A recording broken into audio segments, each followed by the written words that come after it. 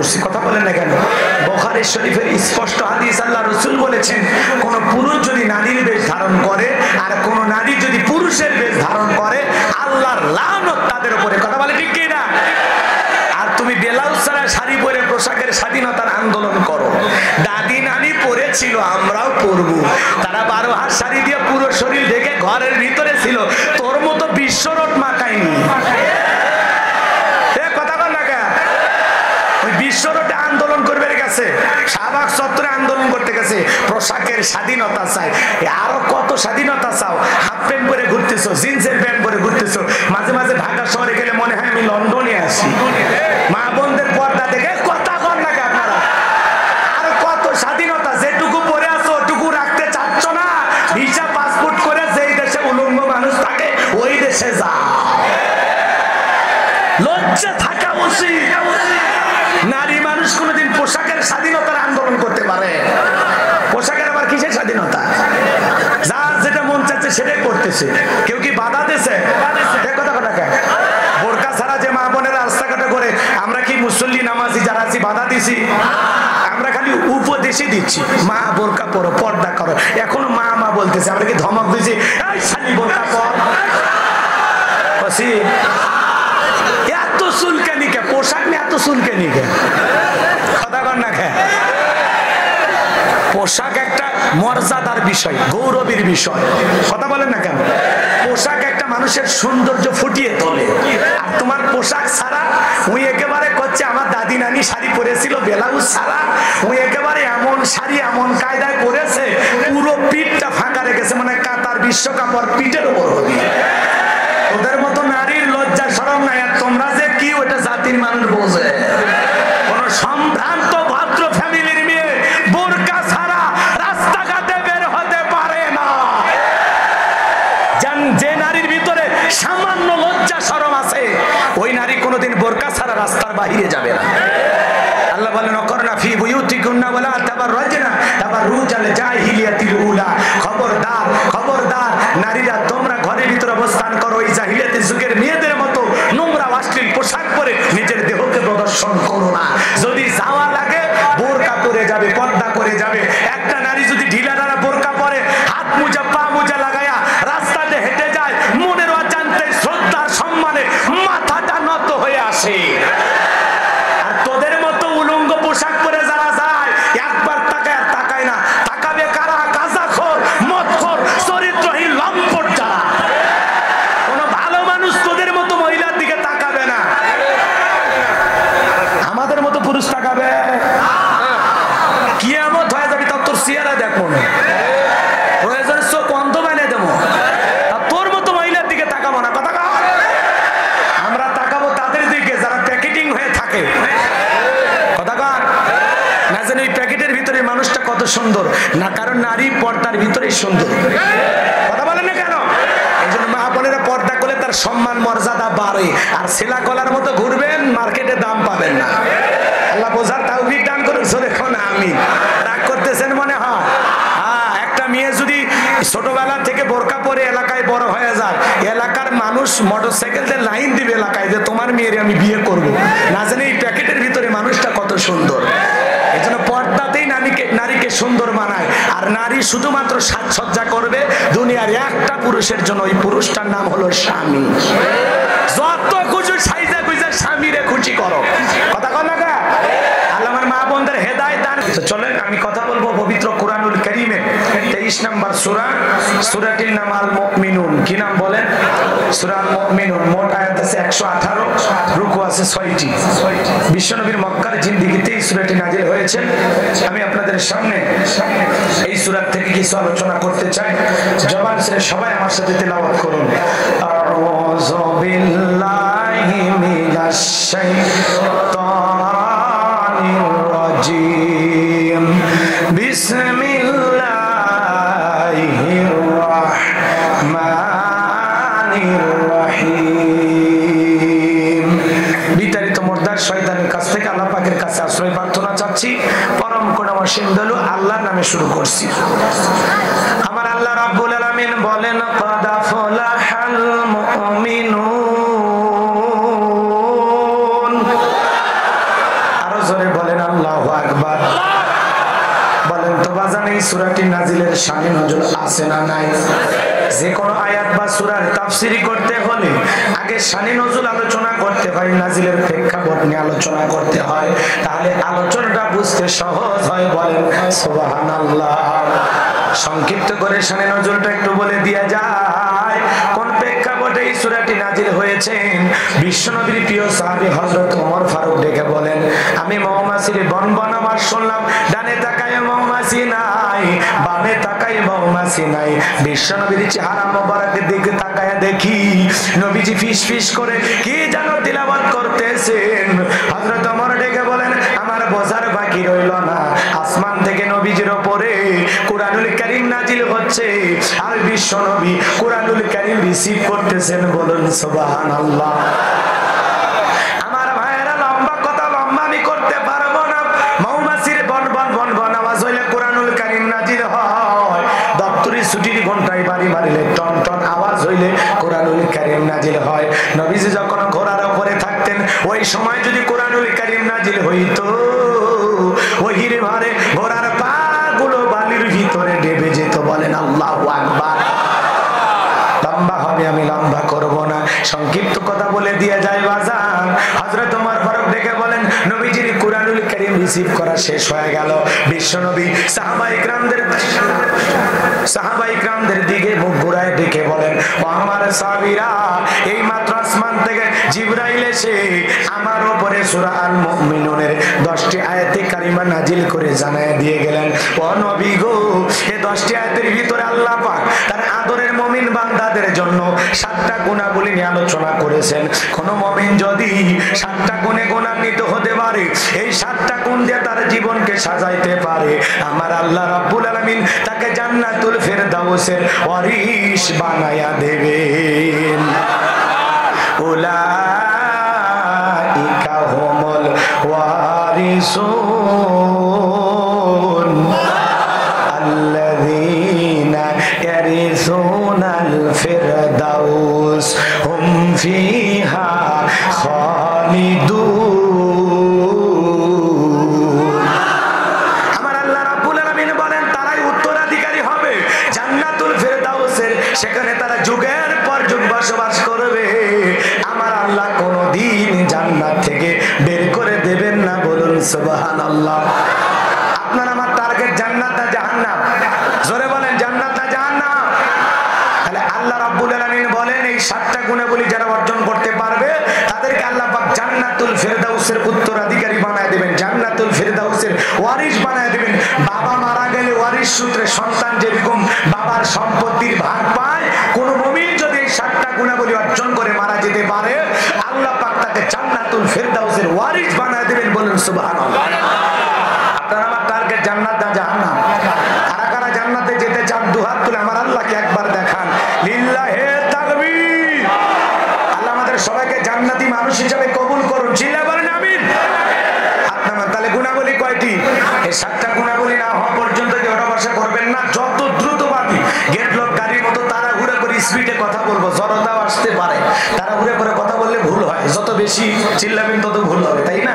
তারপরে সময় যেহেতু মনে করেন এই 40 মিনিটের মধ্যে আমি চাই 80 মিনিটের রস করতে, বোঝেন নাই? খুব দ্রুত গতিতে কথাগুলো বলবো, দয়া করে ওঠা বসা করবেন না।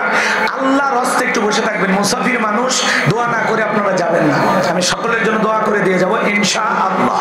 আর আমি জানি ঝিনাইদহের মানুষ কোরআনের পাগল, ঝিনাইদহের মাটি আলেম ওলামার ঘাঁটি, কথা বলেন ঠিক কিনা? ঝিনাইদহের মাটি ইসলামী আন্দোলনের ঘাঁটি, কথা বলেন ঠিক কিনা? এই জন্য ইসলামের যদি আন্দোলন শুরু হয় ঝিনাইদহের মাটি থেকে প্রথম শুরু হবে ইনশাআল্লাহ। আগামীর সূর্য ইসলাম আলাদের সূর্য, আগামীর বাংলাদেশ ইসলাম আলাদের বাংলাদেশ। এই জন্য সেই দিন বেশি দূরে নয় যেদিন পুরো পৃথিবী মুসলমানেরা শাসন করবে, কথা বলে ঠিক কিনা? আর তার সংবিধান হবে শুধুমাত্র কেবলমাত্র একমাত্র কুরআনুল কারীম, কথা বলে ঠিক কিনা? আমার ভাইয়েরা হৃদয়ের কান পেতে কথাগুলো শুনে যান। বিশ্বনবী সাহাবায়ে কিরামদের সামনে তিলাওয়াত করলেন, কদ ফালাহাল মুমিনুন। আমার আল্লাহ রাব্বুল আলামিন বলেন, অবশ্যই মুমিনেরা সফল, অলরেডি মুমিনেরা সফল হয়েছে। বলুন সুবহানাল্লাহ। আল্লাহ পাক বলেন, কদ ফালাহাল মুমিনুন, অবশ্যই মুমিনেরা সফল হয়েছে। সফল হয়েছে তারা ঈমান এনেছে যারা, সফল হয়েছে সবচাইতে বড় নেতার নাম হলো জো বাইডেন। আমরা মনে করি ওদের ক্ষমতা থাকলে সফল, কিন্তু না, ক্ষমতা থাকলে আল্লাহর কাছে সফল হওয়া যায় না। আল্লাহর কাছে সফল হতে পারবে তারা ঈমানদার বান্দা যারা। আপনাদের এই শোলকোপা বাজারে মনে করেন একজন কাঁচামালের দোকানদার, তরি তরকারি বিক্রি করে, সবজি বিক্রেতা, এ বাজার গো আমার, ওর কলিজার ভিতরে ঈমান নামের সম্পদ থাকার কারণে, আজান দিলে মসজিদে যাওয়ার কারণে, আল্লাহর প্রিয় বান্দা হওয়ার কারণে পৃথিবীর সবচাইতে বড় ক্ষমতাধর নেতা জো বাইডেনের চেয়ে আল্লাহর কাছে এই শোলকোপা বাজারের সবজি বিক্রেতার দাম আল্লাহর কাছে কম না বেশি? কারণ এটা ঈমানদার, ওটা বেঈমান। কোন বেঈমানের দাম আল্লাহর কাছে নাই। কথা কোন ঠিক কিনা? আল্লাহর কাছে দামি তারা ঈমানদার বান্দা যারা। এজন্য টাকা থাকলে সফল হওয়া যাবে না, ক্ষমতা থাকলে সফল হওয়া যাবে না। পৃথিবীর সবাই চিনে জানে জশকেতি সুপারস্টার ক্রিকেটার ফুটবলার হলে আল্লাহর কাছে সফল হওয়া যাবে না। আল্লাহর কাছে সফল হতে পারবে তারা ঈমান এনেছে যারা। কথা বোঝেন নাই মনে হয়, রাগ করতেছেন মনে হয়।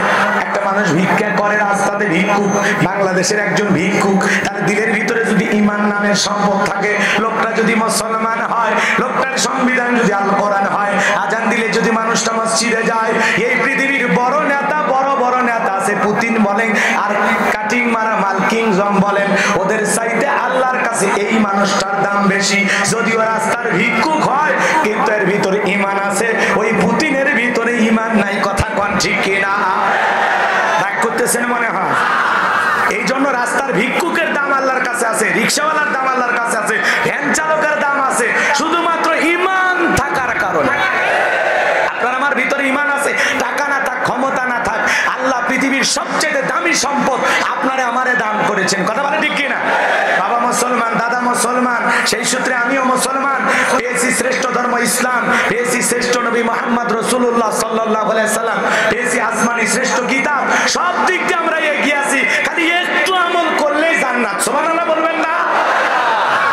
মাত্র 7টা গুণা বলি। কয়টি? কয়টি? জোরে বলেন কয়টি? লম্বা হবে, লম্বা করতে পারবো না।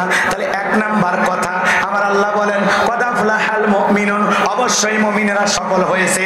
তাহলে সফল হয়েছে তারা ঈমান এনেছে যারা। ঈমানদার ছাড়া আল্লাহর কাছে সফল হওয়ার আর কোনো তরিকা, আর কোনো রাস্তা, আর কোনো পথ খোলা নাই। কথা বলে ঠিক কিনা? ঈমানদাররা দুনিয়াতেও সফল, আখিরাতেও সফল। আর সফল হবে তারা, জান্নাতি হতে পারবে যারা। কথা বলে ঠিক কিনা? আর ঈমানদার ছাড়া কেউ জান্নাতে ঢুকবে নাকি? কথা কন না একবার। ঈমানদারের জন্য জান্নাত, এই জন্য আমরা ঈমানদার হতে রাজি আছি তো ইনশাআল্লাহ। তাহলে আল্লাহ বলেন কদ আফলাহাল মুমিনুন, অবশ্যই মুমিনেরা সফল। সফল হয়েছে তারা ঈমান এনেছে যারা। আপনার আমার ভিতরে ঈমান নামের সম্পদ আছে। আপনার ক্ষমতা না থাক, টাকা না থাক, সম্পদ না থাক, তার দিলের ভিতরে ঈমান নামের সম্পদ আছে, আল্লাহর কাছে তার দাম আছে। বলেন সুবহানাল্লাহ। আরো জোরে বলেন সুবহানাল্লাহ। তাহলে বলেন তো, আমি একটা কথা বলবো, আমি শুধু বলবো সফল হয়েছে তারা, আপনারা বলবেন ঈমান এনেছে যারা। আমি বলবো আল্লাহর কাছে দামি বান্দা কারা, আপনারা বলবেন ঈমানদার বান্দা যারা। বলতে পারবেন না? বলেন সফল হয়েছে কারা? ঈমান এনেছে যারা। বলেন সফল হয়েছে কারা? আল্লাহর কাছে দামি বান্দা কারা? আরো জোরে বলেন আল্লাহর কাছে দামি বান্দা কারা? টাকা না থাক, ক্ষমতা না থাক। টাকা থাকলে আল্লাহর কাছে দাম পাবেন না, ক্ষমতা থাকলে দাম পাবেন না। আল্লাহর কাছে দাম আছে তাদের কলিজার মধ্যে ঈমান নামের সম্পদ আছে যাদের। সুবহানাল্লাহ। ঈমানদার ছাড়া আল্লাহ আপনারে চেনে না। কথা কোন না কেন? ঈমানদার হওয়া লাগবে, ঈমানদার হওয়া লাগবে। ঈমানদার বান্দাকে ভালোবাসেন কি? সে কথা আল্লাহ বলতেছেন কদ আফলাহাল মুমিনুন, অবশ্যই মুমিনেরা সফল হয়েছে। অলরেডি মুমিনেরা সফল হয়েছে। সফল হয়েছে তারা ঈমান এনেছে যারা। এইবার ঈমান আনার পরে মুমিন জীবনের গুরুত্বপূর্ণ একটি ইবাদত, যে ইবাদত সবচাইতে দামি, তার নাম হলো নামাজ। সুবহানাল্লাহ বলে। এই যে আমরা ঈমানদার, আমরা সবাই এই জায়গায় ঈমানদার তো ইনশাআল্লাহ। ঈমানদার তো। ঈমান আনার পরে, মুমিন হওয়ার পরে আপনার আমার জীবনের সবচাইতে দামি ইবাদত, তার নাম কি? নামাজ। আল্লাহ মুমিনদের 7টা গুণাবলী নিয়ে আলোচনা করেছেন, তার প্রথম নাম্বারে দিয়েছেন নামাজ। বলেন সুবহানাল্লাহ। আল্লাহ পাক বলেন আল্লাযীনা হুম ফি সালাতিহিম খাশিউন। আমার আল্লাহ পাক বলেন যারা নিজেদের সলাৎ বিনয়ের সহিত নম্রতার সহিত খুশু খুশু ভাব নিয়ে আদায় করে, বিনয়ের সহিত নম্রতার সহিত। সংক্ষিপ্ত করে কথাগুলো বলতে গেলে খুব খুব তাড়াহুড়ো হয়ে যাচ্ছে, কষ্ট হচ্ছে আপনাদের। বিনয়ের সহিত নম্রতার সহিত বলতে কি বোঝেন? মনে করেন দুনিয়ার একটা রাষ্ট্রপ্রধান আপনারা দাওয়াত দিয়েছে, দুনিয়ার একজন প্রধানমন্ত্রী আপনারা যদি দাওয়াত দেয়, তার সামনে দাঁড়ায় কি মোবাইল টিপবেন? মোবাইল টিপা টিপি বোঝেন তো? আমার ভাষা কি বোঝেন না কি হচ্ছে? মোবাইল কি কয়? টিপা টিপি না কি কয়? টিপবেন এটা বোঝেন না? ওইটা বুঝছেন? আচ্ছা, এই যে মোবাইল প্রধানমন্ত্রীর সামনে যা কি মোবাইল টিপে টিপি করে বুঝাবেন, আপনার সাথে আমি বেশি ব্যস্ত কথা বল না কি আপনারা? মোবাইল টিপা টিপি করবেন, কি করবেন? দাড়ি চুলকাবেন, লঙ্গি ঠিক করবেন, অন্য দিক তাকে থাকবেন, আসমানের দিক তাকে থাকবেন, এমন ভদ্রতা নিয়ে বিনয়ের সহিত নম্রতার সহিত দাঁড়ায় থাকবেন যাতে এই রাষ্ট্রপ্রধান বা প্রধানমন্ত্রীর সাথে কোনো যেন বেয়াদবি না হয়। ভদ্রতা নিয়ে দাঁড়িয়ে থাকবেন। জি জি জি জি জি এমন বিনয়ের সহিত ভদ্র আচরণ করবেন যাতে প্রধানমন্ত্রীর সাথে কোনো বেয়াদবি না হয়। আরে ভাই, দুনিয়ার রাষ্ট্রপ্রধানের সামনে যায় যতটা আদবের সহিত দাঁড়াবেন, যতটা ভদ্রতার সহিত দাঁড়াবেন, তার চাইতে কোটি কোটি গুণ বেশি আদব এবং ভদ্রতার সহিত আসমান জমিনের মালিককে সিজদা দেওয়ার জন্য মসজিদে গিয়ে দাঁড়াইতে হবে। কথা বলে ঠিক কিনা? আপনি আমি যখন মসজিদের ভিতরে ঢুকবো, তাফসীরের ভিতরে আসছে আল্লাযীনা হুম ফি সালাতিহিম খাশিউন, আয়াতের তাফসীরের ভিতরে আসছে, তাফসীর ইবনে কাসিরের ভিতর পরিষ্কার ভাবে এসেছে, মনের ভিতরে সুচিন্তা, দুশ্চিন্তা, টেনশন মুক্ত হৃদয় নিয়ে আল্লাহর সামনে দাঁড়াইতে হবে। দুনিয়াবি কোনো চিন্তা মনের ভিতরে রাখা যাবে, বিবির কথা, সন্তানের কথা, ব্যবসা বাণিজ্যের কথা, রাজনীতির কথা, কোনো কথা অন্তরের মধ্যে থাকবে না। অন্তরের মধ্যে একমাত্র কেবলমাত্র শুধুমাত্র ভয় থাকবে কার? আল্লাহর ভয় নিয়ে মসজিদের ভিতরে ঢুকতে হবে। ইয়া আইয়ুহাল্লাযীনা আমানু তাকুল্লাহ, হে ঈমানদারগণ, আমি আল্লাহকে ভয় করো, হাক্কা তুকাতিহি, ভয় করার মতো ভয় করো। কথা বলে ঠিক কিনা? আপনি আমি দুনিয়াবি সব চিন্তা বাদ দিয়ে টেনশন মুক্ত হৃদয় নিয়ে আল্লাহকে সিজদা দেওয়ার জন্য মসজিদে যেতে রাজি আছি তো ইনশাআল্লাহ? রাজি আছি তো ইনশাআল্লাহ? আমার ভাইরা, বিশ্বনবী কিভাবে সালাত আদায় করেছেন লম্বা হবে, আমি লম্বা করতে পারবো না। আম্মা জান আয়েশা রাদিয়াল্লাহু তাআলা আনহা বলেন, দয়ার নবী এতটা লম্বা সময় নামাজের মধ্যে দাঁড়িয়ে থাকতেন, দাঁড়িয়ে থাকতে থাকতে বিশ্বনবীর পা মোবারক ফুলে উঠতো, পাতা এত ফুলে উঠতো নবীজি স্যান্ডেল পর্যন্ত পড়তে পারতেন না। কোন সুবহানাল্লাহ। আম্মা জান আয়েশা ডেকে বলেন, নবীজি এত লম্বা সময় রুকু করতেন, সিজদা করতেন, মাঝে মাঝে মনে হয় নবীজি আর কোনোদিন সিজদা থেকে মাথা উঠাবেন না। আম্মা জান আয়েশা ডেকে বলেন, একদিন রাতের বেলায় দেখি বিছানা ভিজে গেছে, আমি মনে করলাম পানি পড়ে ভিজে গেছে, কিন্তু না না, আমি তাকায় দেখি বিশ্বনবী নামাজের সিজদা দিয়ে এত কান্না করেছেন, এত কান্না করেছেন, নবীজির চোখের পানি দিয়া বিছানা ভিজে গেছে। নবীজি যখন সিজদা থেকে মাথা উঠাইলেন, আম্মা জান আয়েশা ডেকে বলেন, নবী গো, আপনি এত কেন কান্নাকাটি করলেন? কি হয়েছে আপনার? আপনার দাড়ি মোবারক ভিজে গেছে, জুব্বা ভিজে গেছে, সিজদার জায়গাটা ভিজে গেছে, ও নবী এত কান্না কেন করেছেন? বিশ্ব নবী ডেকে বলে, আয়েশা, আমি তো আমার জন্য কাঁদি নাই, আমি কাঁদি আমার গুনাহগার উম্মতের গুনাহ মাফের আশা। আমি আল্লাহর কাছে কেঁদে বলি, আল্লাহ, আমার একটা গুনাহগার উম্মতকেও ওই কঠিন জাহান্নামের আগুনে জ্বালাইও না। আমি আমার উম্মতের গুনাহ মাফের আশায়, আমার উম্মতকে জাহান্নাম থেকে বাঁচানোর আশায় আল্লাহর কাছে চোখের পানি ছেড়ে দিয়ে কাঁদি। বলুন সুবহানাল্লাহ। নবী যদি আপনাকে আমাকে জাহান্নাম থেকে বাঁচানোর জন্য কাঁদে, বলেন তো বাজার, মুমিন হিসাবে আপনার আমার কান্না করার দরকার আছে না নাই? জোরে বলেন, দরকার আছে না নাই? ওয়াল্লাযীনা ইয়াবিতুনা লিরাব্বিহিম সুজদান ওয়া কিয়ামা, যারা রাত্রি জাগরণ করে, রাত্রি 2টা 3টার দিকে ঘুম থেকে উঠা, যারা রাত্রি জাগরণ করে সুন্দর করে ঠান্ডা পানি দিয়া ওযু কইরা গভীর নিশিতে আমার আল্লাহর সিজদা দেয়, যারা রাত্রি জাগরণ করে আল্লাহকে সিজদা দিয়ে কাটায়া দেয়, যারা রাত্রি জাগরণ করে আল্লাহর জন্য দাঁড়ায়া থেকে কাটায়া দেয়, শুধুমাত্র সিজদা দিলে হবে না, শুধুমাত্র রাত্রি জাগরণ করে কাটাইলে হবে না, আল্লাহর কাছে গভীর নিশিতে তাহাজ্জুদের নামাজ পড়ে চোখের পানি ছেড়ে দিয়া কাঁদবেন আর আল্লাহকে বলবেন, রব্বানা সরিফ আন্না আযাবা জাহান্নাম ইন্না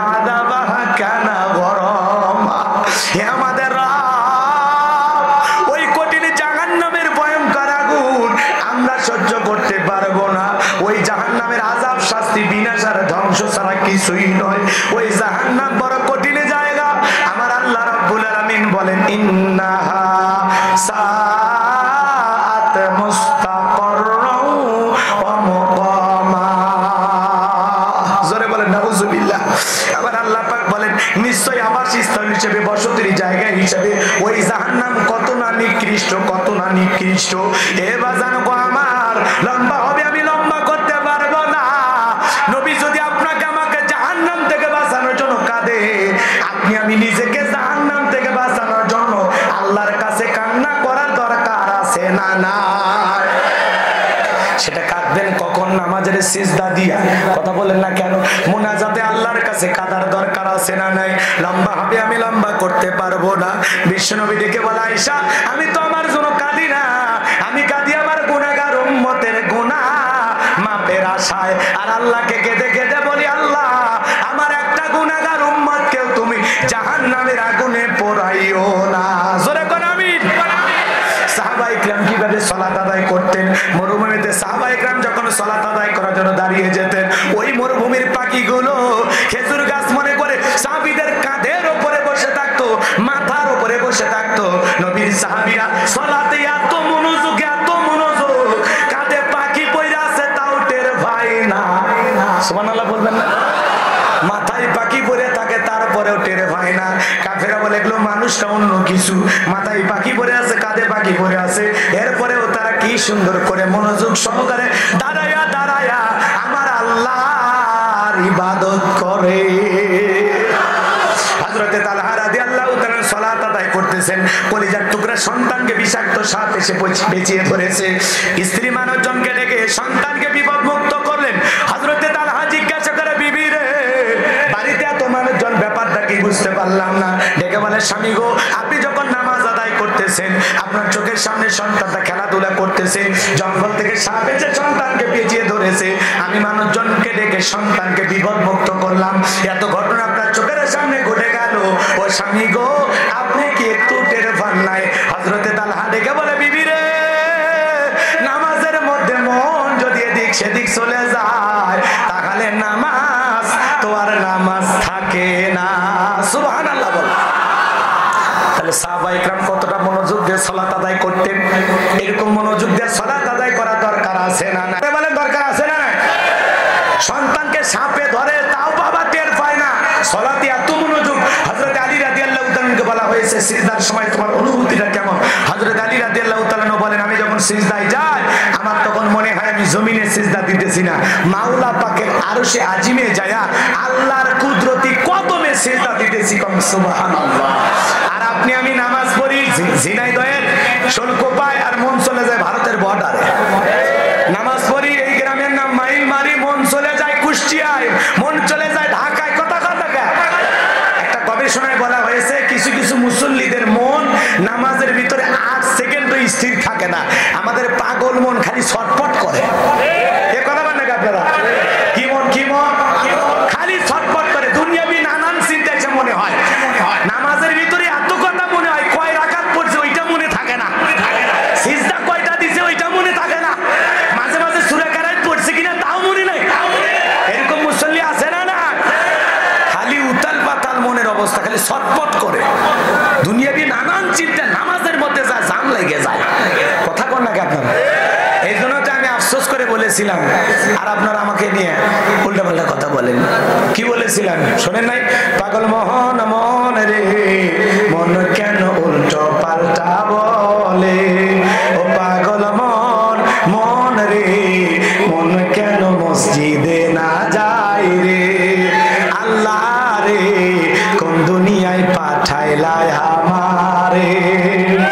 বর্তমানের নারী পুরুষ সমান সমান মাপ, লম্বা চুল কাটিয়া আবার মাথায় লাগাই ক্যাপ, আল্লাহ রে কোন দুনিয়ায় পাঠাইলা আমারে।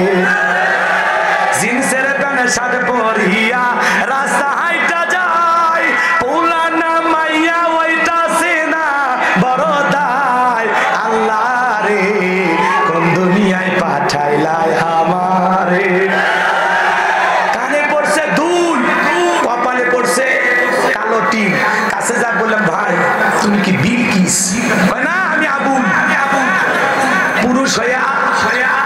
নারীর বেশ ধারণ করছি। কথা বলেন না কেন?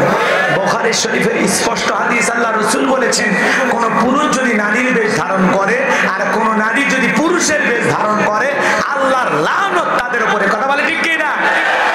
আর তুমি ব্লাউজ ছাড়া শাড়ি পরে পোশাকের স্বাধীনতার আন্দোলন করো।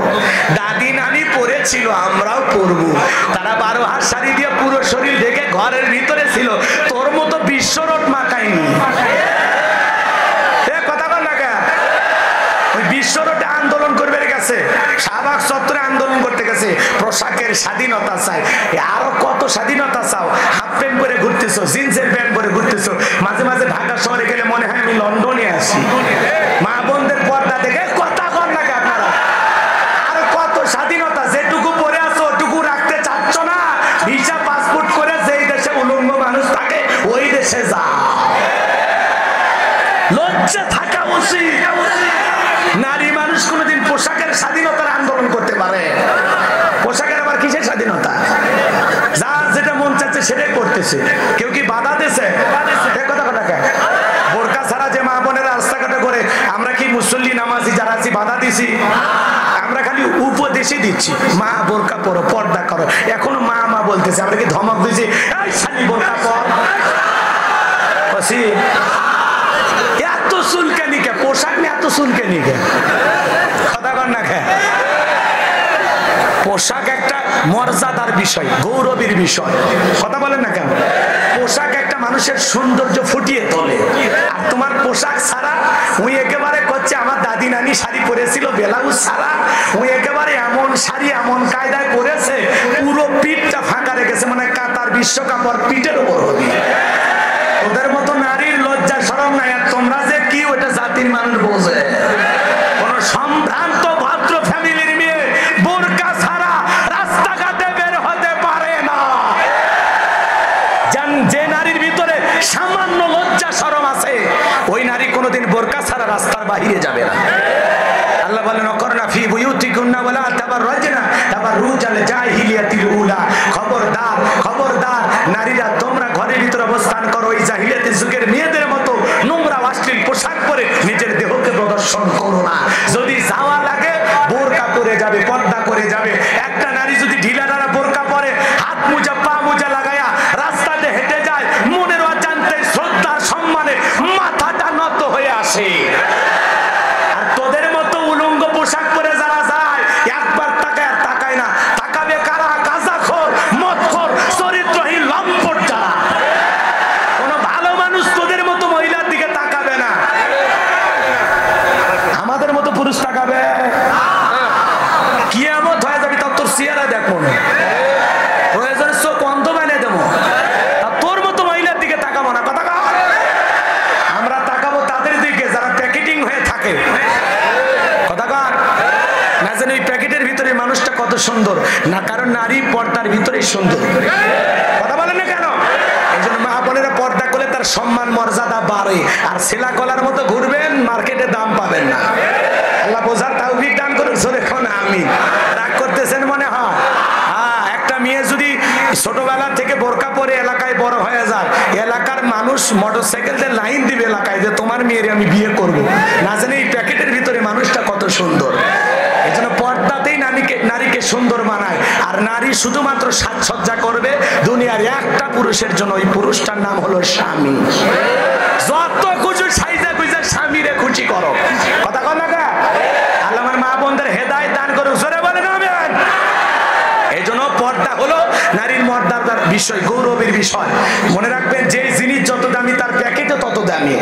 পর্দা হলো নারীর সিকিউরিটি, পর্দা হলো নারীকে নিরাপত্তা দেবে, পর্দা নারীর সম্মান মর্যাদাকে বৃদ্ধি করবে।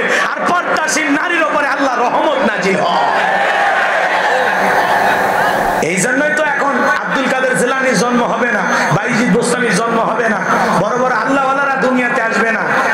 কারণ এদের ফ্যাক্টরিতে সমস্যা। কথা বল না কেন? আল্লাহ হেদায়েত দান। কত মন খারাপ করতেছে নাকি? পিঠ প্যাট বাই করে রাস্তাঘাটে ঘুরে বেড়াবে, আল্লাহর ওলি জন্ম নেবে। এই জিনিসটাই বললাম। আবার আপনারা উল্টো পাল্টা বুঝলেন না। কি বোঝেন?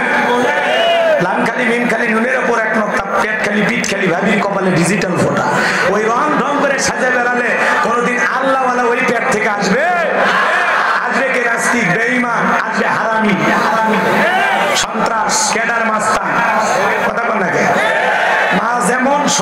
আসবেও তেমন। কথায় আছে এদিক খেয়াল করেন, ক্ষেত ভালো তো ফসল ভালো, মা ভালো তো সন্তান ভালো।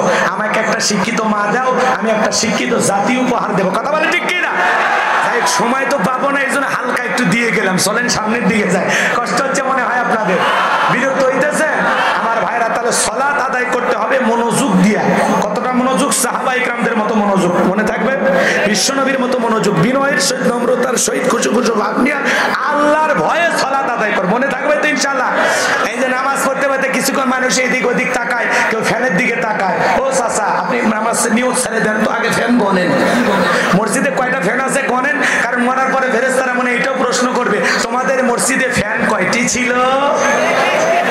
তুমি নামাজ পড়তে করতে ফ্যানের দিকে তাকাও। ও চাচা, এদিক ওদিক তাকাও, এই দেওয়াল ওই দেওয়ালের দিকে দেখো। এগুলো করা যাবে? এক মুরব্বী এত তারা উড়ে করে ওযু করছে, এক ঠ্যাং না ধুয়ে মসজিদে ঢুকছে। টাইসালা মসজিদ, পিছলে খায়, চাচা একদিক লঙ্গি একদিক, তাও বলে আল্লাহু আকবার। মানুষ বলে চাচাকে লঙ্গি ঠিক কর, কয় না আগে জামাত ধরি। এরকম তারা উড়ে করে নামাজ পড়লে হবে না। 2 রাকাত 2 মিনিটে পরে, 4 রাকাত 4 মিনিট। এই 4G 5G গতির নামাজ আল্লাহর দরবারে কবুল হবে না। নামাজ পড়তে হবে স্থির ভাবে, বিনয়ের সহিত নম্রতার সহিত। কথা বলেন না কারো? খালি উতাল পাতাল সিজদা মারতেছে। ই বাপ রে বাপ, ওই মানে 2 রাকাতের 4 সিজদা একবারে মারলে ভালো হয়। এরকম নামাজ হবে?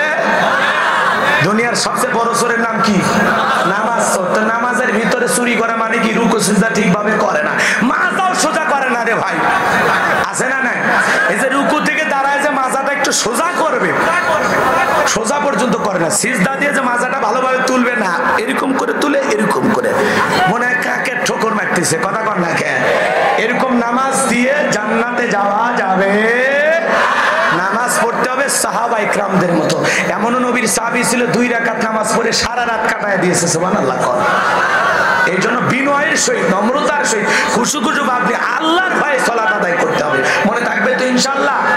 মনে মনে সালাত আদায় করব, মসজিদের ভিতরে দাঁড়াইয়া মনে মনে এটা খেয়াল করব, আমি সালাত আদায় করতেছি, আমার আল্লাহ আমাকে দেখতেছেন।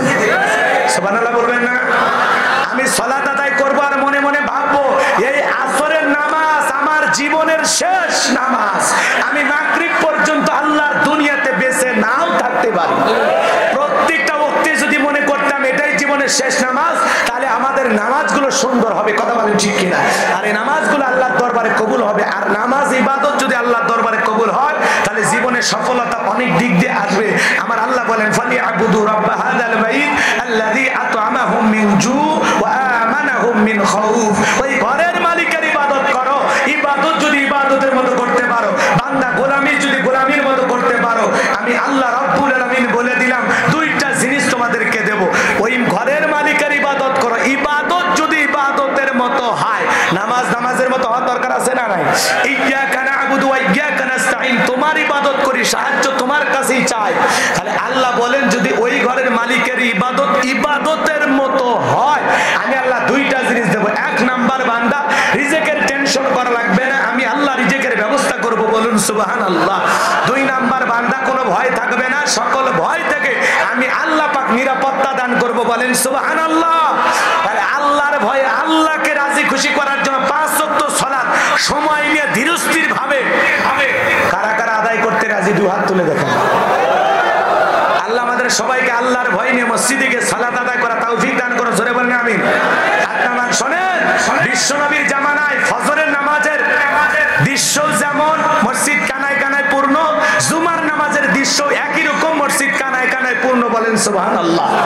আর আমাদের সমাজে জুমার নামাজের জন্য মসজিদ 2 তলা 3 তলা হয়, আর ফজরের নামাজের সময় আকামত দেওয়ার মতো মুসল্লিও খুঁজে পাওয়া যায় না। তাহলে যারা জুমার নামাজে এসে 2-3 তলা ভিড় করলো, ওদের কি ফজর আসর মাগরিব এসা পড়া লাগবে না? ওরা কি মুসলমান? এই কথা কর না কা? এই নামাজটা জান্নাতও যাবে, খালি জুমার নামাজ পড়ে জান্নাতও যাবে, বাকি 5 ওয়াক্ত কে পড়বে? কথা কর না কা? আমি নিজেও এই বছর গিয়েছিলাম মক্কা মদিনায়, দেখেছি প্রত্যেকটা ওয়াক্তে মুসল্লি কমে না, খালি বাড়েই। সুবহানাল্লাহ বলে। ফজরের নামাজের সময় যা দেখবেন 2-4 হাজার মানুষ ভিতরে বসে আছে। সুবহানাল্লাহ বলবেন না?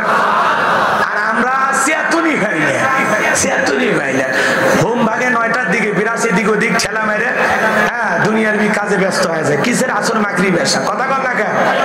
ওই জন্য তো এক ভাই আমার গান গাইছে, রুকুনুজ্জামান, শোনেননি? কেমন করে ঘুমাও তুমি, কেমন করে ঘুমাও তুমি ফজর করে কাজা, এমনও তো হতে পারে ও তোমার জহরে জানাজা, এমনও তো হতে পারে ও তোমার জহরে জানাজা। এই জন্য ফজর যে পড়ে ঘুমালেন না, আপনার বলা যায় না ওই ফজরে ঘুম আর নাও ভাঙতে পারে। কথায় আছে না, শোনেন নাই? ঘুম ভাঙলে সকাল, না ভাঙলে পরকাল। বেনামাজি হয়ে পরকালে ধরা দেবেন না নামাজি হয়া, মনে থাকবে তো ইনশাআল্লাহ। পায়ে হাত দিয়ে অনুরোধ করে বলে গেলাম, মুসলমানের ঘরে যদি আপনার জন্ম হয়, আপনার বাপ যদি এটা হয়, আল্লাহর ঘর মসজিদ থেকে বের হবেন না, নামাজ পড়বেন, 5 ওয়াক্ত নামাজ পড়বেন, এত ওয়াজ করলেন, নামাজের ওয়াজ করলেন, কি আছে? আপনি মুসলমান না? আপনার ঈমান আনার পরে কি দায়িত্ব? এত ওয়াজ করলেন, কি হয়েছে? কি বুঝার লাগবে আপনার? আপনার কি বুঝার লাগবে? নামাজের আজান হয়, ঘাড় বেঁকা করে একদিন চলে যায়। আজকে তোর ঘাড় বেঁকা আছে, মরার পরে কবরে যা ফেরেশতারা এমন পিটান পিটাবে, সেদিন টের পাবি। আর সেদিন কি বলবে? ক্বালু লাম নাকু মিনাল মুসাল্লিন, আল্লাহ আমি মুসাল্লি ছিলাম না। সেদিন কান্নাকাটি করে জাহান্নামে যা কোনো লাভ? এখনো সময় আছে, আসেন না ভাই, নামাজ পড়েন ভাই। কয় দিনের জিন্দেগি, 30-40 বছর ইবাদত করে কাটানো যাবে না? ওই যে বনি ইসরায়েল এক ব্যক্তির কথা শোনেন নাই? নবী বলেছিলেন, যাই হোক ওদিকে যাবো, সময় চলে যাবে। তাহলে 1 নাম্বার গুণাবলী, আল্লাহর ভয়ে যারা নিজেদের সালাত বিনয়ের সহিত, নম্রতার সহিত, খুশু খুশু ভাব নিয়ে আল্লাহর ভয়ে সালাত আদায় করে। আমরা আল্লাহর ভয়ে সালাত আদায় করবো তো ইনশাআল্লাহ। ওয়াজ শোনেন, সারা জীবন ওয়াজ শুনে লাভ হবে না যদি আপনি আমল না করেন। নিজেকে পরিবর্তন করতে হবে ভাই। আল্লাহ বোঝার তৌফিক দান করুন, জোরে বলেন আমিন। এইবার মুমিন বান্দা 2 নাম্বার গুণাবলী, আমার আল্লাহ রাব্বুল আলামিন বলেন, ওয়াল্লাযীনা হুম আনিল লাগবি মুরিদুন। মুমিন বান্দার 2 নাম্বার গুণাবলী, অনার্থক কথাবার্তা বলা যাবে না। মুমিন মুখ দিয়ে যা খুশি তাই বলতে পারবে না। এক জায়গায় বসে 2-3 ঘন্টা গল্প করে, একবারও আল্লাহর নাম নেয় না। এলাকার সমস্ত মানুষ অমুক ভালো না, তমুক ভালো না, বাপরে বাপ, মনে হয় বিবিসি নিউজ বৈশাখ আছে, দুনিয়ার সব তথ্য ওনার কাছে, খালি মুখ দিয়ে আলতু ফালতু কথা বলে সময় কাটায় দেয়। কথা বল না কেন? গীবত কমিটির সভাপতি সেক্রেটারি বসে গেছে, এইভাবে আলতু ফালতু কথা বলার সময় মুমিনের কাছে নাই। মুমিন বান্দা জবান দিয়ে সেই কথা বলবে যে কথা বললে সব হয়। অতিরিক্ত কথা বলা যাবে না, প্রয়োজনে চুপ থাকতে হবে। চুপ থাকাও নাজাতের লক্ষণ। আল্লাহ রাসূল বলেছেন, 2টা জিনিসের তোমরা যদি সংরক্ষণ করতে পারো, 2টা জিনিসকে যদি কন্ট্রোল করতে পারো, হেফাজত করতে পারো, একটা হলো 2 চলের মাঝখানে নরম জিহ্বা, আর 2 মাঝখানে লজ্জাস্থান। এই 2টা যদি কন্ট্রোল করতে পারো, সংযত করতে পারো, হেফাজত করতে পারো, আমি নবী তোমাদের জান্নাতের জিম্মাদারি নিলাম। বলুন সুবহানাল্লাহ। তাহলে মুখ দিয়ে যা খুশি তাই বলা যাবে না, কারণ জবানের হিসাব একদিন কার কাছে দেওয়া লাগবে। আপনারা আমার জীবনের প্রত্যেকটা কথা কিন্তু রেকর্ড হয়, ভালো মন্দ যা বলি কথা বলে, মা ইয়ালফিযু মিন কাউলিন ইল্লা লাদাইহি রাকিবুন আতীদ। বান্দা এমন কোন কথা বলে না, তার কথা রেকর্ড করার জন্য আমার ফেরেশতা নাই। এজন্য মুমিন বান্দা জবান দিয়ে সেই কথা বলবে যে কথা বললে সব হয়। প্রয়োজনের অতিরিক্ত কথা বলা থেকে বিরত থাকতে হবে। মুমিন বান্দার 2 নাম্বার গুণাবলী, অনার্থক কাজ করা যাবে না। মুমিনের টাকা হলে মুমিন সিনেমা হল বানাবে না, যাত্রা গানের আয়োজন করবে না, গানের কনসার্ট দেবে না, মদের বার দেবে না, 5 স্টার 7 স্টার হোটেল খুলবে না। মুমিনের টাকা হলে মুমিন মসজিদ বানাবে, মাদ্রাসা বানাবে। কথা কথা। এই যে পাশে আপনাদের একটা মাদ্রাসা হয়েছে, নতুন মাদ্রাসা, সন্তান মাদ্রাসায় দেওয়ার দরকার আছে না নাই? আছে না নাই? এই মাইলমারি নুরানি হাফিজিয়া মাদ্রাসায় ছাত্র ভর্তি হওয়ার জন্য আপনাদের কলিজার টুকরা সন্তানদের দেওয়ার দরকার আছে না নাই? এবার সন্তানকে আগে হাফিজ বানান, আলেম বানান, এরপরে ডাক্তার ইঞ্জিনিয়ার বানান, কোনো আপত্তি নাই।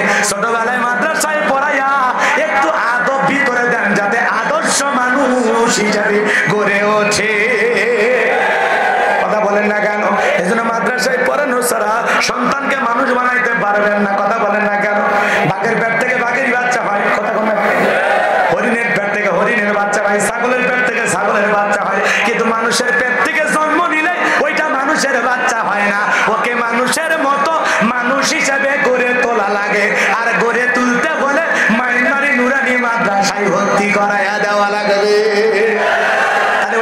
দেখবেন 2-4 দিন মাদ্রাসায় যায়, বাবারেও সালাম দিবে, মারেও সালাম দিবে, এলাকার মুরব্বীদেরকে সালাম দেবে, পয়সা ঢেলেগুলো ব্যবহার করবে, পেশাবের আদব জানবে, নামাজ কিভাবে পড়তে হবে জানবে। মাদ্রাসায় পড়াইলে আপনি মারা গেলে আপনার সন্তান আপনার জানাজার ইমামতি করা আপনারে কবর রাইখে আল্লাহর কাছে দোয়া করতে পারবে। ওই ভাড়া দিয়ে হুজুর লাগবে না, কথা কন না কেন? তাহলে সন্তানদের মাদ্রাসায় পড়াইতে রাজি আছেন তো ইনশাআল্লাহ? তাহলে মুমিন বান্দার 2 নম্বরে গুনাহ বলি, মুমিনের টাকা হলে মুমিন মসজিদ বানাবে, মাদ্রাসা বানাবে, কবরস্থান বানাবে, ঈদগাহ মাঠ বানাবে, ফলের 10টা গাছ লাগায় দিবেন, রাস্তাঘাট পুকুর কালভার্ট এগুলো নির্মাণ করে মানুষের কল্যাণে খরচ করবে। কথা বলেন ঠিক কিনা? এক কথায় মুমিন বান্দা ভালো কাজে অর্থ ব্যয় করবে, ভালো কাজে। কথা বলেন। তুমি ওয়াজ মাহফিলের প্রধান অতিথি, আবার তুমি যাত্রা গান হলে সেখানেও প্রধান অতিথি। এখানে এসে আল্লাহর নাম, নামাজ পড়তে হবে, কোরআন পড়তে হবে, আবার ওই জায়গায় যা বলতে হবে আমি শিল্পীকে অনুরোধ করতেছি আপনার সেই ভাইরাল গানটা একবার শোনাবেন। কথা কন না কেন? আমি যে মাঠে ইমামতি করি বর্তমানে, ওই মাঠে এবছর বগুড়ার সবচেয়ে বড় মাহফিল হয়েছে। আবার কয়েকদিন পরে শুনি ওই মাঠে আবার সবচেয়ে বড় যাত্রা হয়েছে। আবার ওই ওয়াজ মাহফিলে যাই, সভাপতি আছে ওই যাত্রার সভাপতি। পরে আমি ফোন দিলাম, সভাপতি এটা কি শুনলাম? হুজুর এলাকার ছেলে মেলে ছাড়ে না তো, ওই ফেরেশতাও তোরে ছাড়বে না, তোরে জায়গা মতো ছাড়বে। কথা কন ঠিক কিনা? তুমি দুমুখ সাপ, নামাজির সাথেও আছো, মুনাফিকের সাথেও আছো, হুজুরের ওয়াজ মাহফিলে আছো, যাত্রার প্যান্ডেলে নর্তকীর সাথেও আছো, তুমি মসজিদেও ঢোকো, সিনেমা হলেও ঢোকো, তোর চরিত্রের 12টা ভাজারি খালি মরার পরে। তাহলে মুমিন বান্দার 2 নাম্বার গুনাহ বলি, অনার্থক কাজ করা যাবে, অনার্থক কাজ করা যাবে। যে কাজ করলে সব হবে মুমিন সেই কাজ করবে, অনার্থক জিনিস শ্রবণ করা যাবে না। এই যুবক, এই কান দিয়ে ধুমবা চলে ধুম শোনা যাবে, রূপবান আছে কোমর দোলাইয়া, আল্লাহ তোরে মারবে কবরে ঝোলায় ঝোলায়। কথা ঠিক কিনা? ভালো করে বোঝেন। এই কান দিয়ে হক্কানি ওলামা ইকরামদের বয়ান শুনতে হবে, ইসলামী সঙ্গীত শুনতে হবে, কোরআন তিলাওয়াত শুনতে হবে। সিরাজগঞ্জের এক যুবক রেল লাইন পার হয়ে যায়, কানের ভিতরে ইয়ারফোন লাগায়া, বাপরে বাপ, ট্রেন আইসা ধাক্কা মেরে 3 টুকরা বানায়। কি হয়েছে? এত স্লিপ দিচ্ছেন, আমার সময় আছে? হ্যাঁ, না না, আপনারা যে স্লিপ চতুর্মুখ থেকে দিচ্ছেন আমি তো বুঝলাম, এরপরে আপনারা দিবেন। এমনিতে আমি আজকে মনে করেন দয়া মায়া করে কিছু সময় পাইছি, মানে আমার দয়া করে কিছু সময় দেওয়া হয়েছে। আমি তো ওয়াজ করার চান্সই পাইনি আজকে, আমার দয়া করে কমিটি সময় দিয়েছে, আমি কমিটির প্রতি চিরকৃতজ্ঞ। অন্য জায়গায় যা আমার নিয়ে টানে, আজকে আমি টানে আসছি, আমার কিন্তু কেউ নিয়ে আসি, আমি মঞ্চে একলাই চলে আসছি, তাহলে আসছি। কথা বুঝেন নাই? এজন্য মনে কিছু নেবেন না, পুটি মারি আসেন, দেখি দুটি বল মারা যায় কিনা।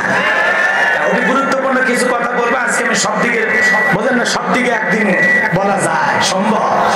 আসেন ওই দিকে ডিজিটাল কিছু ইনশাআল্লাহ স্পেশাল যুগ প্রেক্ষাপটকে বুঝে রেখে সামনে কিছু স্পেশাল আলোচনা করা হবে, আল্লাহ যদি দয়া করে। কোনো ভয় নাই তো, কিন্তু আজকের বিষয়টা অন্যরকম, এই জন্য সামনের দিকে যায় আর আপনাদের কষ্ট দেব না। তাহলে মুমিন বান্দার 2 নাম্বার গুনাহ বলি, মুমিন বান্দা এদিকে খেয়াল করে, মুমিন বান্দা জবান দিয়ে সেই কথা বলবে যে কথা বললে সব হয়, মুমিন বান্দা সেই কাজ করবে যে কাজ করলে সব হয়, মুমিন বান্দা কান দিয়ে সেই জিনিসগুলো শ্রবণ করবে, ওখানে ওলামা ইকরামদের বয়ান, ইসলামী সঙ্গীত, কোরআন তিলাওয়াত, যেগুলো শুনলে সব হয়। এক কথায় সব আছে যেখানে আমরা আছি, সব আছে যেখানে আমরা আছি, আর গুনাহ আছে যেখানে আমরা নাই।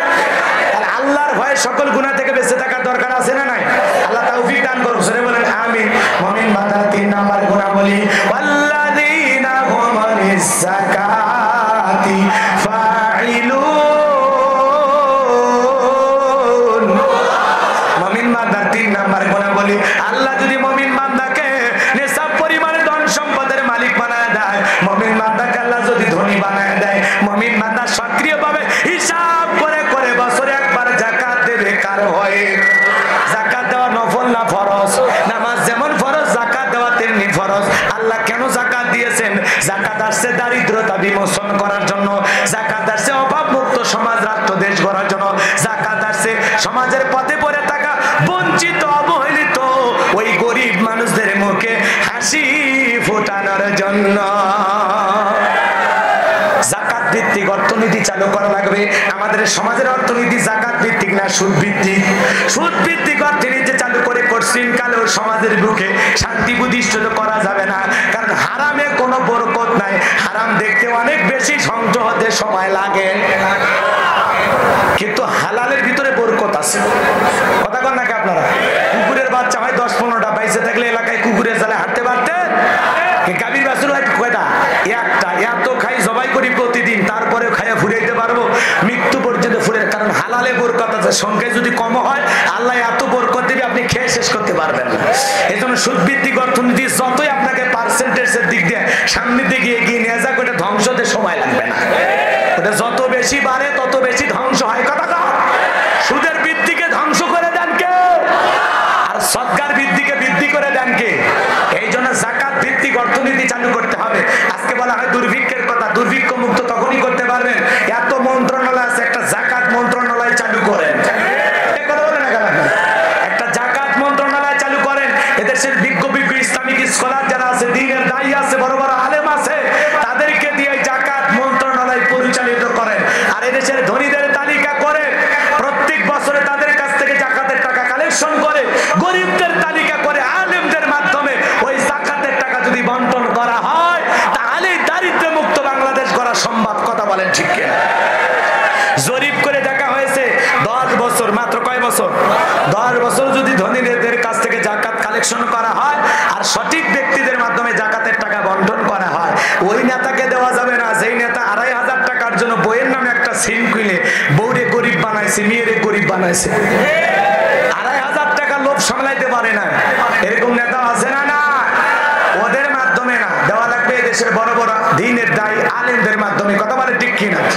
10 বছর যদি জাকাত কালেকশন করা হয় আর সঠিক পদ্ধতিতে বন্টন করা হয়, 10 বছর পরে বাংলাদেশে জাকাত দেওয়ার জন্য একজন গরিব মানুষও খুঁজে পাওয়া যাবে না। বলেন সুবহানাল্লাহ।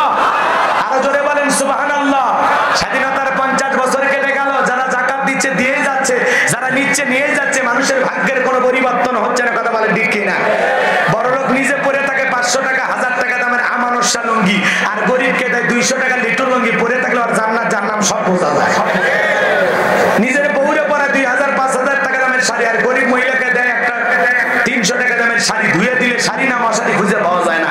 এই বড় লোক, ওই শাড়ি তোমার বউরে পরায়, ওই শাড়ি তোমার মেয়েরে পরায়। কথা ঠিক কিনা? দিলে ভালো দেন, 5000 দেওয়ার দরকার নেই, 500 দেন, মান সম্পূর্ণ কাপড় দেন। আর এইভাবে জাকাত দিলে সমাজ পরিবর্তন হবে না। হযরত ওমর ফারুক রাদিয়াল্লাহু তাআলা বলেছেন, তোমরা জাকাতের অর্থ এমন ভাবে দাও যাতে ওই ব্যক্তিকে জাকাতের টাকার জন্য অন্য কারো দুয়ারে লাইন না দেওয়া লাগে। কথা বলে ঠিক কিনা? আপনার জাকাতের অর্থ দিয়ে ছেলেটা বেকার বসে আছে, ওর একটা ছোটখাটো দোকান স্বল্প বাজারে দিয়ে দেন, ওই দোকান পরিচালনা করে আর ভাগ্যের উন্নতি করবে। কথা বলে ঠিক কিনা? বলা যায় না 10 বছর দোকানদারি করে ও নিজে জাকাত দেওয়ার মতো উপযুক্ত হিসেবে করে উঠবে। কথা ঠিক কিনা? এইভাবে জাকাত দিতে হবে। এই ছেলেটা বেকার বসে আছে, ওর অটো ভ্যান একটা রিক্সা কিনে দেন, ওইটা চালায় আর একটা কর্মস্থানের ব্যবস্থা হলো। কথা ঠিক কিনা? একটা বিধবা নারী আছে, শাড়ি দিয়ে কি লাভ, সেলাই মেশিন কিনে দেন, 2-3টে ছাগলের বাচ্চা কিনে দেন, 2-1টা গাভী গরু কিনে দেন, ওগুলো লালন পালন করে ভাগ্যের চাকা ঘুরাবে। কথা বলেন ঠিক কিনা? এজন্য জাকাত দিলে দেওয়ার মতো দেওয়া লাগবে।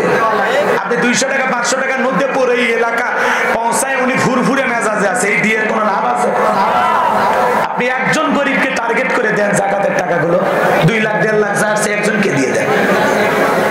রাগ করতেছেন? আর একটা ফর্মুলা দিয়ে যায়, এই গ্রামের নাম কি? মাইলমারি। যদি এই গ্রামের মানুষ এই একটা কথা আমল করে, মনে করেন এই গ্রামে 20 জন ধনী ব্যক্তি আছে, জাকাত ফরজ, এই 20 জনের জাকাত টাকা কারো 1 লাখ কারো 2 লাখ, এইভাবে মনে করেন 20 জন ধনীর কাছ থেকে 50 লাখ টাকা জাকাত কালেকশন হয়েছে। এখন এই মাইলমারির 30 জন অসহায় দরিদ্র ফ্যামিলির তালিকা করেন, ওই 30 জনের মাঝেই 50 লাখ টাকা আপনারা বন্টন করে দিয়া তাদেরকে বলেন তোমরা ভিক্ষা করতে পারবা না, কারো কাছে আর হাত পাইতে পারবা না, এইটা দিয়া তোমরা তোমাদের ভাগ্যের পরিবর্তন করো, কিছু একটা করো। কথা বলেন নাই? এইভাবে 30 জন মানুষ হয়ে গেল, পরের বছর আবার 30 জন, পরের বছর আবার 30 জন, দেখা যায় 5 বছরের মধ্যে 150 জন গরিব মানুষের কর্মস্থানের ব্যবস্থা আপনি করে দিতে পারলেন এই জাকাতের অর্থ দিয়া। 150 জনকে একটা গ্রামে গরিব থাকে, তার মানে কি 5 বছর পরে মাইলমারি গ্রাম হবে দরিদ্র মুক্ত, অভাব মুক্ত, দুঃখী মানুষ মুক্ত। সুবহানাল্লাহ। এরকম পরিবর্তনের সিদ্ধান্ত নিতে হবে, খালি ওয়াজ শুনলে হবে না। হযরত মুসা আলাইহিস সালাম, ওরে বাবা,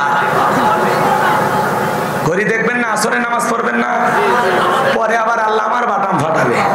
হে গোলাম রব্বানি, ঝিনাইদহে যে ওয়াজ করতে করতে আসরের নামাজ হয় না, একদিন মনে আছে? বলে হ্যাঁ আল্লাহ মনে আছে। তোর এত বছরের ওয়াজ কোনো কাজে লাগে নাই, তুই ওয়াজ করতে করতে শ্রোতাদের আসরের নামাজ পড়তে দিস নাই। আয় তোরে বক্তাকে আমি তক্তা বানায় জাহান্নামে ফেলাই দেবো।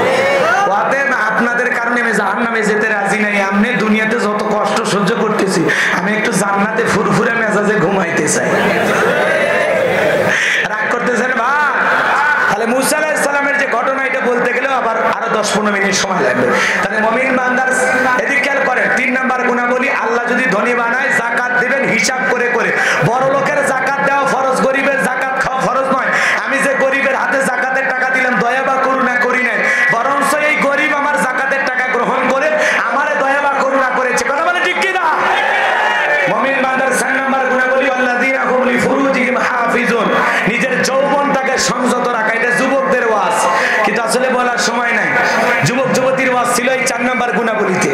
তাহলে 4 নাম্বার নিজের যৌবনটা সংযত রাখা। এই যৌবনকালে হিসাব নেবেন কে? বিদায় যৌবনের তাড়নায় গুনাহ করা যাবে না, যৌবন কালটাকে সংযত রাখা লাগবে। আল্লাহ বোঝার তৌফিক দান করুন। 5 নাম্বার, আল্লাযীনা হুম লিআমানাতিহিম ওয়া আহদিহিম রাউন, 5 নাম্বার আমানত রক্ষা করা। 6 নাম্বার ওয়াদা প্রতিশ্রুতি রক্ষা করা। 7 নাম্বার আল্লাযীনা হুম আলা সালাওয়াতিহিম ইউহাফিজুন, নিজেদের সালাতের প্রতি যত্নবান হওয়া। সালাত আল্লাহ 1 নাম্বার দিয়ে শুরু করলেন, 7 নাম্বার সালাত দিয়ে শেষ করলেন। তাহলে সালাতের গুরুত্ব কম না বেশি? পরিবারের সবাইকে নিয়ে নামাজ পড়ার চেষ্টা করব ইনশাআল্লাহ। উলাইকা হুমুল ওয়ারিসুন আল্লাযীনা ইয়ারিসুনাল ফিরদাউস হুম ফিহা খালিদুন। আল্লাহ বলেন তারা উত্তরাধিকারী হবে জান্নাতুল ফিরদাউসের, সেখানে তারা চিরকাল বসবাস করবে। আল্লাহ কোনোদিন জান্নাত থেকে বের করে দেবেন না, বলেন সুবহানাল্লাহ। যদি পারেন মঞ্চে, আমার লেখা একটা বই আছে, এই মঞ্চে শেষ বিদায় মরণের পরে স্বামী স্ত্রী মারা গেলে একে অপরকে গোসল করাতে পারবে কিনা, মৃত ব্যক্তিকে চুমা খাওয়া জায়েজ না হারাম, আত্মহত্যা করে কেউ মারা গেলে তার জানাজায় যাওয়া জায়েজ না হারাম, আখিরাত সম্পর্কে, ঈমান সম্পর্কে, জান্নাত জাহান্নাম সম্পর্কে, কবরের সওয়াব সম্পর্কে যদি পারেন শেষ বিদায় 76 পৃষ্ঠার এই বইয়ের ভিতরে আমার মোবাইল নাম্বার, ঠিকানা সব দেওয়া আছে। আমার একটা মাদ্রাসা আছে, মাদ্রাসায় নূরে মাদিনা এতিমখানা লিল্লাহ বোর্ডিং, বগুড়া 4 মাথায়। আপনারা আমার মাদ্রাসার জন্য দোয়া করবেন। এতিম ছাত্রদের জন্য থাকা, খাওয়া, চিকিৎসা, পোশাক সম্পূর্ণ ফ্রি। আল্লাহ কবুল করেন, জোরে বলেন আমিন। বই এই কর্নারে পাবেন, এই কর্নারে পাবেন। যারা বইটা নেবেন 50 টাকা হাদিয়া, বই সংগ্রহ করতে পারেন। আবার গাড়ির ড্রাইভার, ওই মল্লিক বাড়ির সামনে গাড়ি রাখা আছে, ড্রাইভারের কাছে গেলে বই পাবেন। মঞ্চে 50 টাকা দিয়ে বই নিয়ে যান। ওয়াকিল দাওয়ান আলহামদুলিল্লাহি রাব্বিল আলামিন। আর যদি পারেন 14ই জানুয়ারি দিনের বেলায় দুপুর 2টা থেকে 4টা পর্যন্ত পুটিমারি দেখা হবে ইনশাআল্লাহ। ইনশাআল্লাহ দেখা হবে ইনশাআল্লাহ। আল্লাহ কবুল করেন, জোরে বলেন আমিন। বইয়ের পাশে, বইয়ের পাশে আস্তে আস্তে ভাই দোয়া করে দিলাম কমিটির লোক। আল্লাহুম্মা আমিন। রব্বানা যালামনা আনফুসানা ওয়া ইল্লাম তাগফির লানা ওয়া তারহামনা লানাকুনান্না মিনাল খাসিরিন। কিসমত মাইল মারি যুব সংগঠনের উদ্যোগে আজকের এই দিনের বেলায় তাফসীর কোরআন মাহফিল থেকে আমি গুনাহগার হাজার হাজার নারী পুরুষ বান্দাবান্দিদের সঙ্গে নিয়ে দীর্ঘ সময় আলোচনা করেছি। আল্লাহ যতটুকু আলোচনা হয়েছে বক্তা শ্রোতা সবাইকে আমল করার তৌফিক দিয়ে দাও। সময় স্বল্পতার কারণে সব কথা খুলে বলা সম্ভব হলো না। আল্লাহ যতটুকু বলেছি কথাগুলোর উপরে বক্তা শ্রোতা সবাইকে আমল করার তৌফিক দিয়ে দাও। আল্লাহ আজকের মাহফিলের সভাপতি জনাব মোহাম্মদ আলী মল্লিককে কবুল করো। প্রধান অতিথি মুক্তিযোদ্ধা জনাব মোহাম্মদ ফখরুল হোসেনকে কবুল করো। বিশেষ অতিথি জনাব মোহাম্মদ ফিরোজ আহমেদকে কবুল করো। আলোচনায় গেছেন হযরত মাওলানা শেখ আবু ইউসুফ আমার ভাগিনাকে আল্লাহ কোরআনের ময়দানে কবুল করো। হযরত মাওলানা ফারুক আজম জিয়াদি ভাইকে আল্লাহ কবুল করো। এই মাহফিলের জন্য নগদে বাকিতে যত মানুষ টাকা পয়সা দান করেছে আল্লাহ সকলের দানগুলো কবুল আর মঞ্জুর করে না। এই দানের বিনিময়ে কঠিন কিয়ামতের ময়দানে তোমার আরশের নিচে ছায়া দান করিও। আল্লাহ আমার কলিজার টুকরা যুবকেরা কষ্ট করে আয়োজন করেছে আল্লাহ যুবক ভাইদের ঈমান খালিদ বিন ওলীদের মতো বানায়া দেন। আল্লাহ তাদের হায়াত বাড়ায় দেন, জিন্দেগির গুনাহগুলো মাফ করে দেন। আগামী বছর বড় কোন আলেম নিয়ে এসে মাঠে কোরআনের তাফসীর করার তৌফিক দিয়ে দেন। আল্লাহ এলাকাবাসীকে কবুল করেন, মসজিদকে কবুল করেন। আমার যে যুবক ভাইরা কষ্ট করে আয়োজন করেছেন হায়াত বাড়ায় দেন।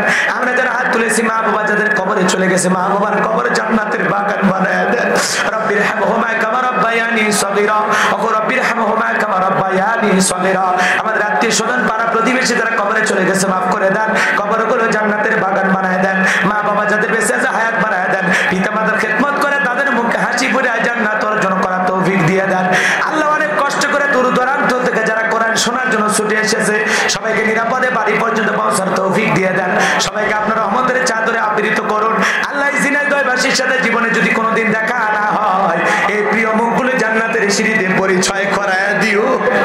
আল্লাহ পাশে পাশে একটি নতুন মাদ্রাসা, আল্লাহ মায়ের বাড়ি নুরানি হাফিজা মাদ্রাসাকে কবুল করেন। আল্লাহ এলাকাবাসীকে কোরআন সুন্নাহর পথে সন্তানদের পরিচালিত করার তৌফিক দিয়ে দেন। আল্লাহ লাইটিং মাইটিং পোস্টার ব্যানার ডেকোরেটর সহ যারা আজকের মাহফিলের জন্য সহযোগিতা করেছেন দুনিয়া আখিরাতের উত্তম জাযা দান করেন।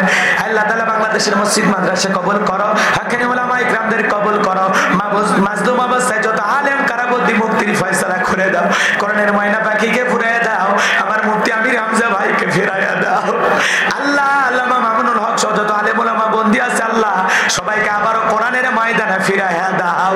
আল্লাহ বাংলার জমিনকে কোরআন আর ইসলামের জন্য কবুল করো, সবাইকে ইসলামী আন্দোলনের কর্মী হিসেবে কবুল করো। সুবহান রাব্বিকা রাব্বিল ইজ্জাতি আম্মা ইয়াসিফুন ওয়া সালামুন আলাল মুরসালিন আলহামদুলিল্লাহি রাব্বিল আলামিন। আমার সাদিক হারুন ভাইকে কবুল করো, আমাদের চলার পথকে নিরাপদ দাও, শত্রুতা জালেমের জুলুম থেকে আমাদের হেফাজত করো, এলাকাবাসীর উপর খাস রহমত বরকত নাজিল করো, সবাইকে দ্বীনের পথের প্রতীক বানায় দাও।